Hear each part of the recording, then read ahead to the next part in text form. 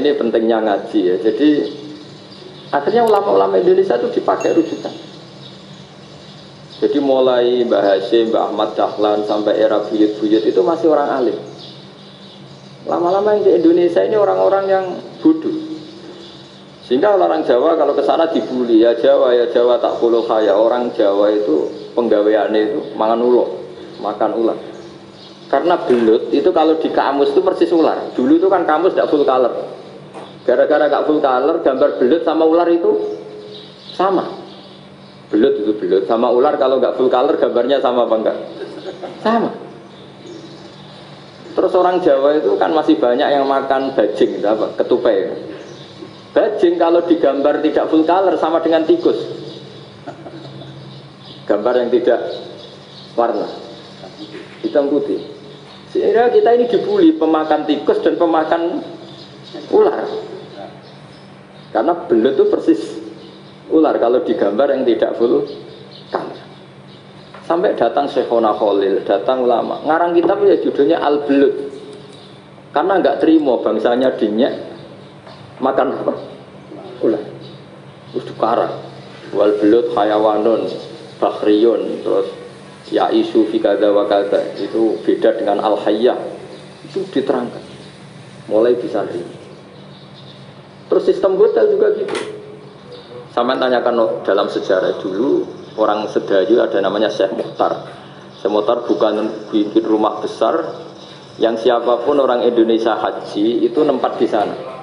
Nah ini yang menginspirasi akhirnya ada hotel. Dulu Syekh Mukhtar hanya menyediakan untuk hujat-hujat Indonesia. Lama-lama jadi hotel. Tidak mau saya mau cerita. Kata Mbak Mun sering cerita. Kenapa wa ma arsalnaka illa rahmatan lil alamin, kata Mbah Mun, Allah itu pasti bikin ulama yang tidak produk Arab itu pasti ada. Kalau orang Arab jadi ulama wajar, bahasanya Arab, domisilinya di Arab. Tapi Allah akan selalu bikin ulama yang tidak bangsa Arab. Imam Ghazali itu Tus itu Persia. Imam Bukhari itu kira-kira kalau sekarang ikut Uzbek.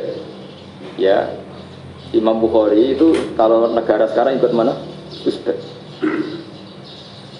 Kenapa demikian kata Mbak Mun? Karena Allah sudah ngendikan wa ma arsalnaka illa kafatan linnas. Manusia semua ini kena khitabnya Islam.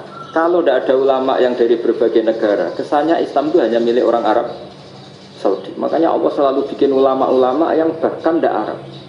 Termasuk Imamul Muhaddisin, yaitu Imam Bukhari, itu orang Uzbek, orang Rusia lah kalau sekarang, ikut Uni Soviet dulu. Imam Ghazali itu orang Persia. Syekh Nawawi itu orang Banten. Karena Allah ingin memaklumatkan bahwa Islam ini untuk semua. Sehingga orang yang tidak Arab pun bisa belajar Islam. Yang alimnya itu nggak kalah sama orang apa? Arab. Makanya ini PR ya. Kalau Gus Dah Ploso nanti ngendikan suatu saat orang belajar Islam itu bahkan orang Arab pun bisa belajar ke Indonesia. Kalau orang Indonesia bisa alim betul kayak dulu. Sekarang banyak liga antar ulama. Itu orang Indonesia pasti masuk. Ulama-ulama top dunia. Itu pasti orang Indonesia banyak yang masuk. Karena tadi ketika orang Indonesia baca kitab, itu orang Arab itu kagum. Kok bisa ada bahasanya baca secara benar? Bukan sekedar bisa baca secara benar. Karena memang dilatih sedemikian rupa di pondok-pondok. Makanya kita semua lah, yang alim di Indonesia itu kemana-mana ya pasti alim. Dulu putra Mbah Mun namanya Gus Zofur itu tahun pertama ya sudah the best di tahun pertama. Kalau tahun pertama the best-nya ilmunya bawaan dari sarang, dari keluarganya. Gus Najim mondok di Said Muhammad tahun pertama sudah dipuji sebagai yang teralim karena ya sanggup. Kalau dipujinya tahun ketiga, tahun keempat kan mungkin dapat dari sana. Ini tahun pertama. Salah lagi tahun pertama. Karena pengajaran di Indonesia itu luar biasa di pondok-pondok. Makanya kalau dalam anekdot pondok itu cerita-cerita lucu itu. Ada orang Jakarta ngaji, setelah di kelas itu pelengahan terus. Melihat jendela, lihat pintu terus. Lama-lama gurunya marah. Kamu diajarin kok enggak punya sopan, melihat pintu terus gak memperhatikan guru ya. Anak Betawinya jamnya lucu. Habis Pak Guru bohong. Kenapa ya? Kamu Pak Guru bilang Ja'a Zaidun, Zaid datang. Tak lihat gak ada yang datang. Setelah itu contoh nasab kan ro'a itu Zaidan. Saya melihat Zaid. Saya gak melihat Zaid. Contoh ketiga yang jar kan maror tu Zaidin. Saya berjalan ketemu Zaid. Pak Guru diam di situ gak jalan-jalan. Jadi saking detailnya Indonesia dia jari. Kalau rofa Ja'a Zaidun. Kalau nasab ro'a itu Zaidan. Kalau jar maror tu Zaidin. Nah si murid Betawi ini karena pertama sekolah, ngiranya gurunya itu cerita, Zaid datang. Makanya dia lihat pintu terus, mana katanya datang kok tidak datang-datang ini. Nah dengan latihan seperti itu, kemungkinan orang Indonesia salah itu kecil karena memang dilatih betul.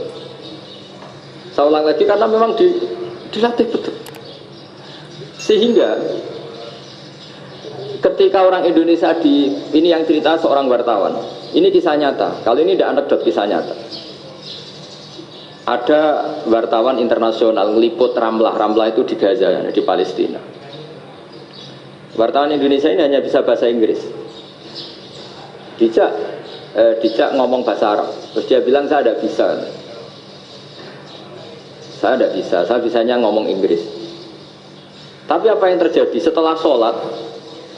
Si Indonesia ini jadi imam pakai sholat jariyah lagi. Baca bismillah benar, bismillah hijar karena mudhof ilaih. Terus ketika iktidal ya benar, Rabbana lakal hamdu mil'us samawati wa mil'ul ardi benar. Ketika tahiyat ya benar, at-tahiyatul mubarakatuh sholawat. Sama orang Arab ini diambungi. Orang Arab kalau senang orang itu dicium.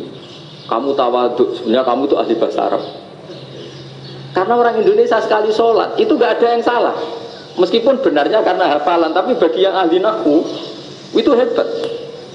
Misalnya kita kalau ngapalkan kan bismillahi, bismi jar karena ba, Allah hijar karena mudhof ilaih, ar-rahman hijar karena sifat, ar-rahim karena sifat, alhamdu rofa karena mubtada, lillahi jar karena ada huruf jarli, robbi jar karena sifat. Sebetulnya tidak karena pinter, tapi karena hafalan. Tapi orang Indonesia hebatnya itu benar terus. Rabbana lakal hamdu. Ya kan, alhamdu rofa, terus mil'us samawati ya rofa karena sifat. Sehingga terus orang Indonesia kalau sholat di Timur Tengah itu dipuji karena makhrajnya ya benar, rofa nasabnya juga benar. Nah itu di negara lain tidak ada nggak Indonesia. Orang Cina itu sering bikin marah orang-orang Arab karena kalau dongo itu nggak fasih kayak orang Indonesia. Orang Indonesia kalau dongo ya Allahumma tohir qalbi. Orang Cina ini yang jadi guyon di Arab. Allahumma tahir kalbi. Itu kan bedanya jauh. Itu orang Arab pertama membiarin. Lama-lama kalbun entak gitu. Maksudnya asu-asumu gitu. Karena dia bilangnya qaf itu kaf. Jadi kalau Allahumma do Allah tohir, kalau aturi nyucekno panjenengan kalbi ing asu ingsun kan. Tapi kalau qalbi itu ati ingsun, tapi kalau kalbi anjing ingsun. Bedanya qaf sama kaf. Ada arah-arahnya kalbun entak. Asu-asumu masih ada kan. Tapi padahal orang Cina itu paling dilihat teksnya ya pakai qaf. Orang Indonesia enggak, mulai kecil dilatih sak fase-fase. Sampai ya sulit betul latihan Fatihah itu. Kalau di Kudus malah sampai 3 bulan Fatihah. Sampai at-tahiyyatu, kurang bersih. At-tahiyyat sampai ini. Sampai ada cerita itu orang dipanggil maftuhin itu enggak melengak, harus maftuhin. Tapi barokahnya itu orang Indonesia kalau dungo memang benar-benar Allahumma tohir qalbi. Ya Allah sucikan hati kami, bukan tahir kalbi. Karena sekali jadi kaf itu maknanya anjing saya. Ya Allah sucikan anjing. Jadi ini orang Indonesia. Jadi kata Mbak Mun, dawe Mbak Mun, illaka fatalinnas, bahwa agama ini milik semuanya. Itu diantara bukti Allah menghendaki atau mendesain Islam seperti ini, orang yang belajar di Indonesia itu pengetahuannya Islam, pengetahuannya tentang Islam itu tidak kalah sama yang belajar di Al Azhar, sama yang belajar di Arab Saudi.